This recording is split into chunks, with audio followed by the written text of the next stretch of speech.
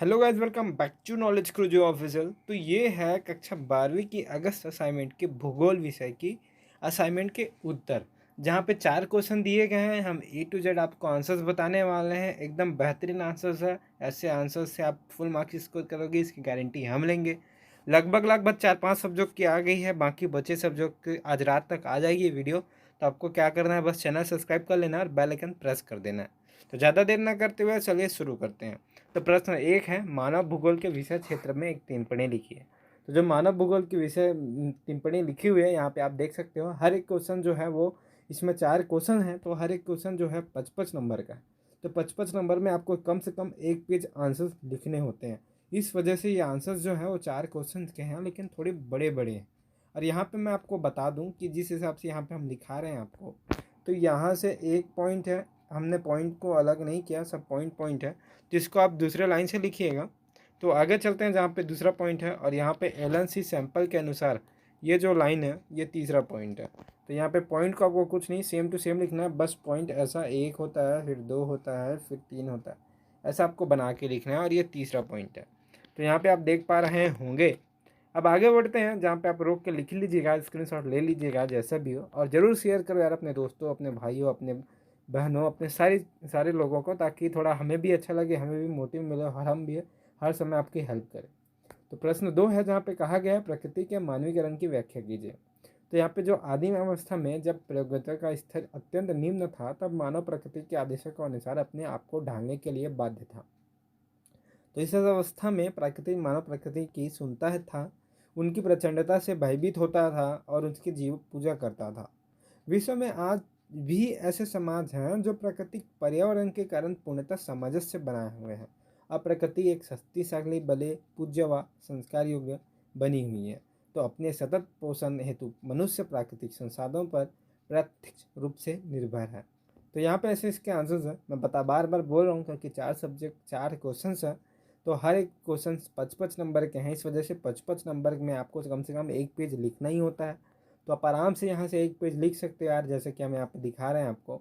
तो इस तरह प्रकृति का मानकीकरण होने लगता है। 4 क्वेश्चन है, चारों एक एक पेज हमने बनाया है, ताकि किसी को भी दिक्कत ना आए। अगर कोई बच्चा छोटा लिखना चाहता है तो यहाँ से छोटा लिख दे, और जब फुल नंबर पाना चाहता है वो आपको यहाँ पे पूरा लिख दो। तो आपको टेंशन नहीं लेना। बस यार आंसर सभी देते हैं, बात ये है कि जो बेस्ट आंसर्स होते हैं उसको आपको खुद निकालना होता है। और जो बंदा इसकी गारंटी खुद लेता है कि मैं आपको बेस्ट आंसर दे रहा हूँ, उससे फुल मार्क्स आएगा, तो कहीं ना कहीं वो कॉन्फिडेंस है, और कहीं ना कहीं वो आंसर्स निकाले हैं उनके, इस वजह से वो कॉन्फिडेंस से बोल पा रहा है। तो यहाँ पे जो प्रश्न तीसरा है वो है, रोपण कृषि के मुख्य विशेषताओं एवं भिन्न भिन्न देशों में उगाई जाने वाली कुछ प्रमुख रोपण फसलों के नाम लिखिए। तो यहाँ पे रोपण कृषि की मुख्य विशेषताएं बतलाइए एवं भिन्न भिन्न देशों में उगाए जाने वाले प्रमुख का नाम बताइए। तो यहाँ पे मैं बता देता हूँ भाई, ये जो आंसर है ना, यहाँ ये क्वेश्चन एक बार और दिखा गया गलती से। तो यहाँ पे आपको यहाँ नहीं लिखना, यहाँ से लिखना है आपको, रोपण कृषि की मुख्य विशेषताएं निम्नलिखित है। तो यहाँ पे फिर ऐसे लिखोगे, जहाँ पे पहला पॉइंट है, इसमें कृषि क्षेत्र का आकार बहुत विस्तृत होता है। दूसरा है, इसमें अधिक पूंजी निवेश, उच्च प्रबंधक, तकनीकी आधार एवं वैज्ञानिक विधियों का प्रयोग किया जाता है। और तीसरा है, यह एक फसली कृषि है जिसमें कृषि एक फसल के उत्पादन पर ही संग्रह किया जाता है। और चौथा है, सस्ते श्रमिकों की उपलब्धता रहती है। पांचवा है, यातायात के साधन विकसित होते हैं जिसके द्वारा बागान एवं बाजार सुचारू रूप से जुड़े रहते हैं। तो इस प्रकार इसके आंसर है, जहाँ पे आपको मुख्य फसलें यूरोपीय लोगों के विश्व के अनेक भागों का औपनिवेशिकरण किया तथा कृषि के कुछ अन्य रूप जैसे रोपण कृषि की शुरुआत की। रोपण कृषि की मुख्य फसलें हैं, यहाँ पे आपको मुख्य फसलें पूछी गए थे। तो इसका जो है वो चाय, कॉफ़ी, कोको, रबड़, गन्ना, कपास, केला एवं अनानास। तो यहाँ पे आप देख पा रहे होंगे 3 आंसर्स हमारे कंप्लीट हो गए हैं।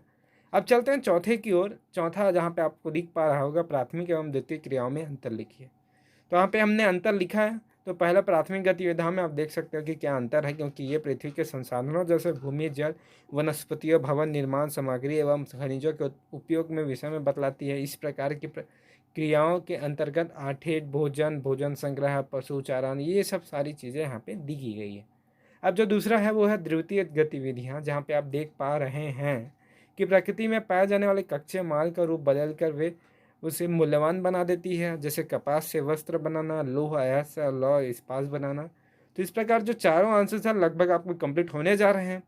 वीडियो अच्छी लगी हो तो प्लीज़ सब्सक्राइब करिएगा, ताकि हमें भी अच्छा लगे कि आप सब्सक्राइब कर रहे हैं, हमें भी प्यार मिले, आपके हेल्प मिले, और हम आपको हर एक बोर्ड एग्ज़ाम्स सारी चीज़ों के अपडेट A to Z देते रहेंगे। तो चैनल सब्सक्राइब मत कर लेना, मतलब है कि चैनल सब्सक्राइब जरूर कर लेना। हमने पिछले टाइम भी सारी चीज़ों के आंसर्स दिए, बच्चों ने सपोर्ट दिखाया, इस वजह से इस साल भी हम ये सपोर्ट कर रहे हैं ताकि आप सपोर्ट दिखाओ।